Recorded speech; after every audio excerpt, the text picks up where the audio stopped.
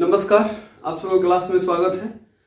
पिछले क्लास में हम लोगों ने प्रश्नावली 5.2 के 5.2 एक्सरसाइज क्वेश्चन नंबर 10, 11 और 12 किया था। आज हम लोग उसके आगे के प्रश्न करने वाले हैं, क्वेश्चन नंबर 13। ठीक, तो चलिए सबसे पहले क्वेश्चन नंबर 13 पढ़िए। क्या हो रहा है कि 3 अंकों वाली कितनी संख्याएं 7 से विभाज्य हैं? How many digits of 3 digit, sorry how many numbers of 3 digit can be divide by 7। तो 7 से जो कटने वाली, 7 से विभाज्य होने वाली, जिसमें पूरा पूरा भाग लग जाए, 3 अंकों में वो कितनी संख्या है? जैसे 3 अंकों की संख्या क्या होती है? तो 3 अंकों की सबसे छोटी संख्या क्या होती है बताइए? 3 अंकों की सबसे छोटी संख्या क्या होती है? सबसे छोटी संख्या, ठीक है, 100। और 3 अंकों की सबसे बड़ी संख्या, the greatest number of 3 digit कितना होता है? सबसे बड़ी संख्या 999। ठीक, अब हमको ये बताना है कि 100 और 999 के बीच में कितनी ऐसी संख्याएं हैं जो 7 से कटने वाली हैं। ठीक, ये कैसे पता लगेगा? जैसे अब देखिए, पहले हमको 100 में भाग दे, 100 में यहां से भाग दे 7 से, ठीक है। 7 एकम 7 कितना आया? 3 0। अब एक बात बताइए, अगर इस 0 के जगह पे क्या रहता कि 7 से कट जाता? तो आप सोच रहे हैं कि इस 0 की जगह पर अगर हम 5 दे दें, यहां पे अगर 5 दे दें तो 7 से कट जाएगा, 7 5 35। ठीक, अच्छा, आप कहेंगे कि अगर यहां पे 5 न दे करके हम 1 दे तो कटेगा? नहीं कटेगा। 2 दे तो कटेगा? नहीं कटेगा। 3 4 5, 4 तक नहीं कटेगा। 5 अगर यहां पे रखेंगे तो कट जाएगा। तो 3 अंकों की वो संख्या जो 7 से कटने वाली है, इसमें हम 5 जोड़ेंगे तब मिलेगी हमको। तो 100 में 5 जोड़ेंगे तो कितना हमको मिल गया? 105। यानी कि 101 नहीं कटेगा, 102 नहीं कटेगा, 103 नहीं कटेगा, 104 नहीं कटेगा, कितना कटेगा? 105।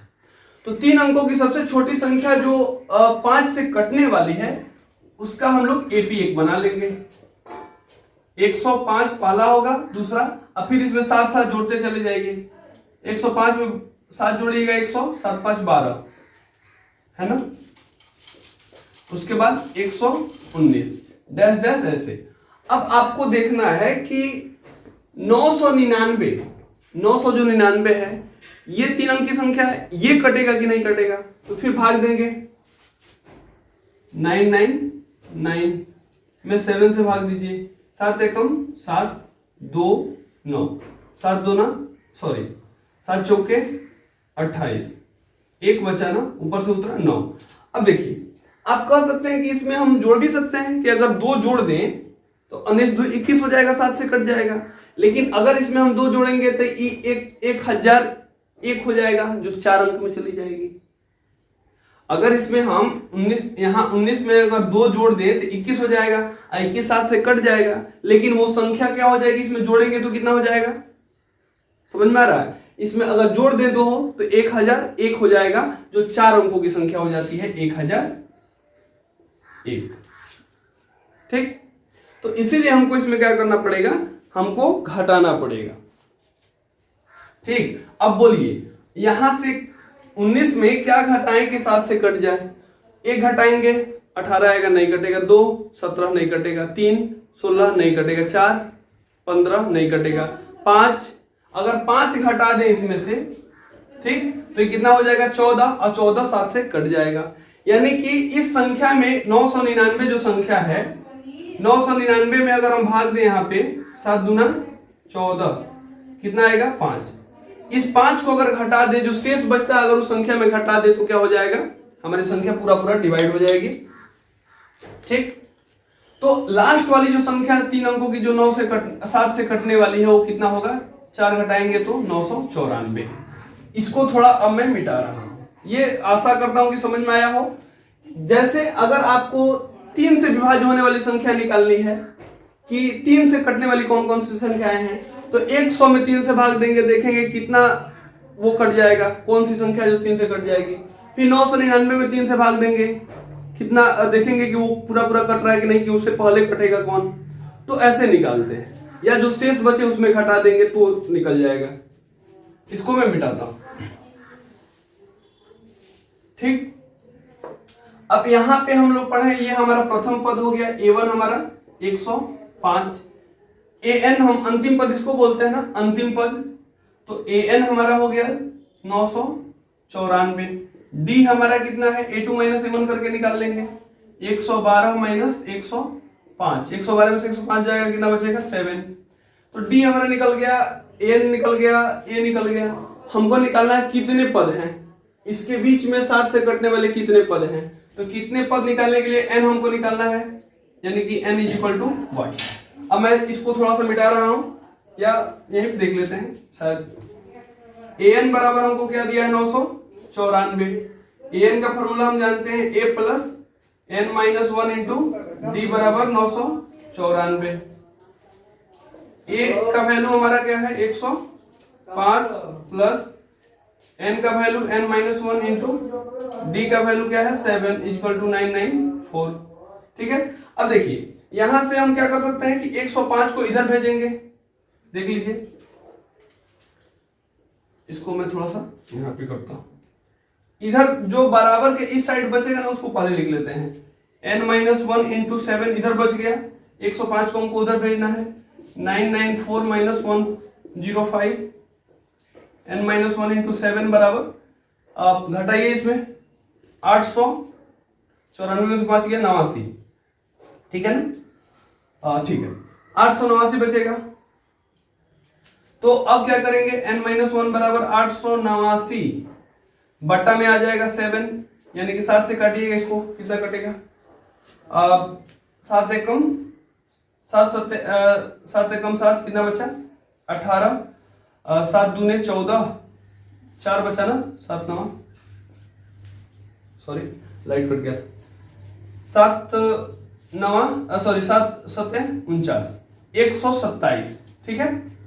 अब n माइनस 1 127 है, तो n बराबर क्या हो जाएगा 127, और ये n माइनस 1 जो है माइनस 1 है, ये प्लस में 1 आ जाएगा 128। यानी कि हम कह सकते हैं कि 3 अंकों वाली जो संख्याएं हैं कटने वाली, वो कितनी है, 7 से 128 संख्याएं।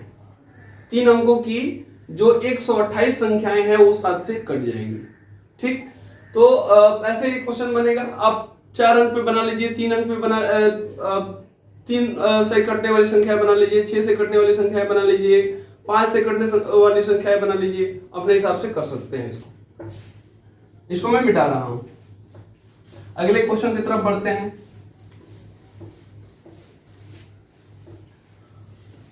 चलिए, तो 14 नंबर क्वेश्चन की तरफ हम लोग बढ़ते हैं।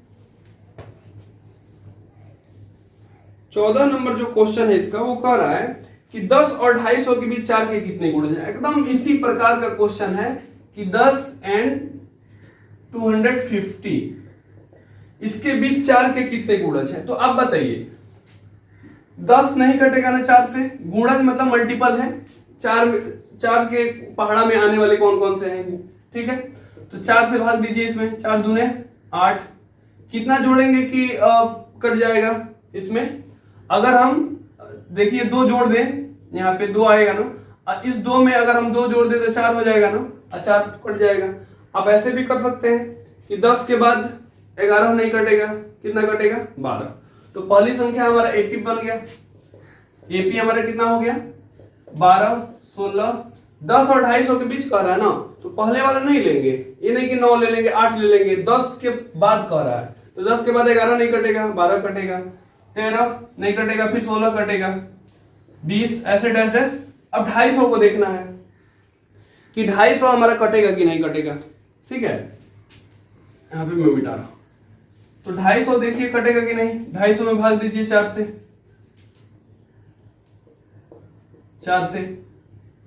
6 चौके 24, कितना बचा 1 0। अब देखिए इसमें 4 दूने 8, 2 शेष बचाना। अगर इस शेष को हटा दिया जाए तो ये पूरा संख्या कट जाएगा। शेष घटाएंगे तो कितनी संख्या आएगी? 248, यानी कि लास्ट की संख्या जो होगी 248, ये पूरा कट जाएगा।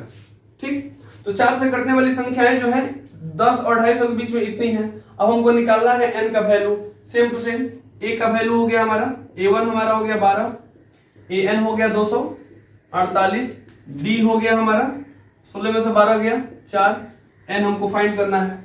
ठीक, तो लिख लीजिए an बराबर 248। an का फॉर्मूला होता है a plus n minus 1 into D बराबर 248, ये 48 है 48।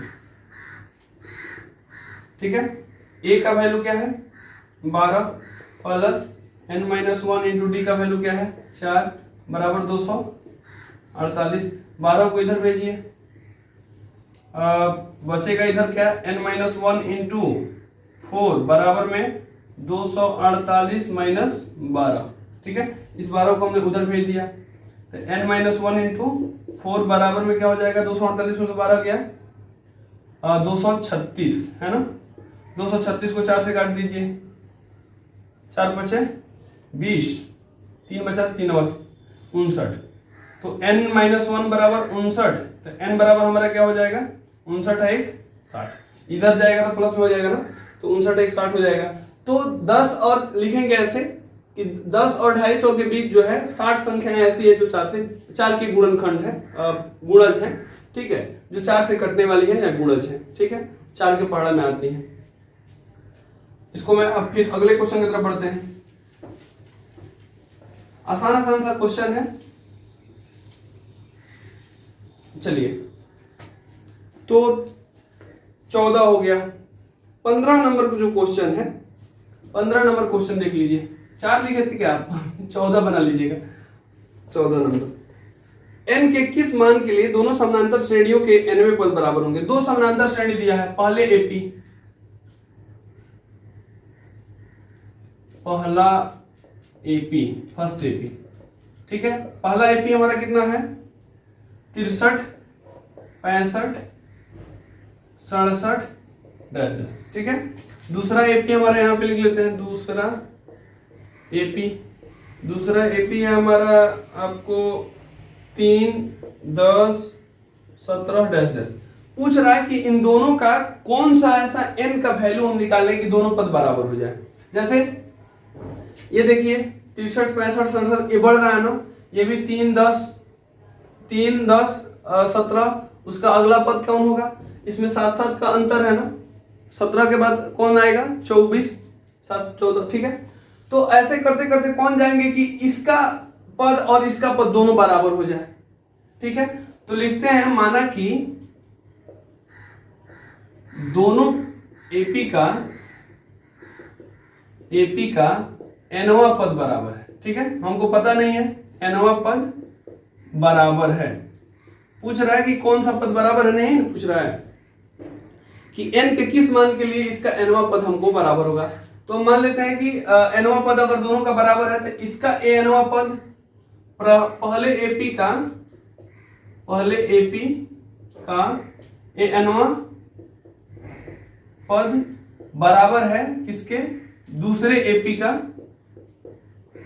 ये दिया हुआ है nवां पद मतलब an। ठीक है, कह रहा है कि दोनों एपीओ का में n का वैल्यू हम क्या लें, मतलब पांचवा पद, छठा पद, इसका छठा पद, इसका छठा पद, कि इसका 20वां पद, इसका 20वां पद, कौन दोनों पद ऐसा आएगा कि बराबर होगा, दोनों एपी का वैल्यू जो है बराबर होगा। तो हम इसमें दिया हुआ है कि nवां पद इसका nवां पद और इसका nवां पद बराबर है, तो n का मान क्या होना चाहिए? तो इसका nवां पद के लिए फॉर्मूला लगाइए a plus n minus 1 into D बराबर, इसमें लगाइए भी a plus n minus 1 into D. इस पहले एपी के लिए a क्या है 63 प्लस n माइनस 1, डी इसमें क्या है 65 में से 63 गया, 2 बचा ना। ठीक है, बराबर इस एपी में a क्या है 3 प्लस n माइनस 1, डी का वैल्यू क्या है इसमें 10 में से 3 गया 7। बाद वाले पद में से पहले वाले पद को हटा देते हैं तो डी हो जाता है। अब इसको क्या कीजिए आप 63 प्लस 2 से गुना कीजिए 2n माइनस 2 एकम 2 बराबर 3 प्लस 7 में n से गुना कीजिए 7n माइनस 7, ठीक। तो 63 में से 2 जाएगा, घट जाएगा ना, तो 61 हो जाएगा। 61 प्लस 2n बराबर इधर 3 में से 7 जाएगा तो माइनस 4 हो जाएगा, प्लस में 7n। अब दोनों n को एक तरफ कर लीजिए, अंक को एक तरफ कर लीजिए, तो 61 माइनस में है अंक ना इधर 4, तो प्लस में आ जाएगा बराबर 7n अब माइनस 7n माइनस 2n। तो 7n में से 2n जाएगा, 61 4 65 हो जाएगा ना, और 7n में से 2n जाएगा 5n, तो 5 से काटिए 13 बचे 65, यानी कि n का मान 13।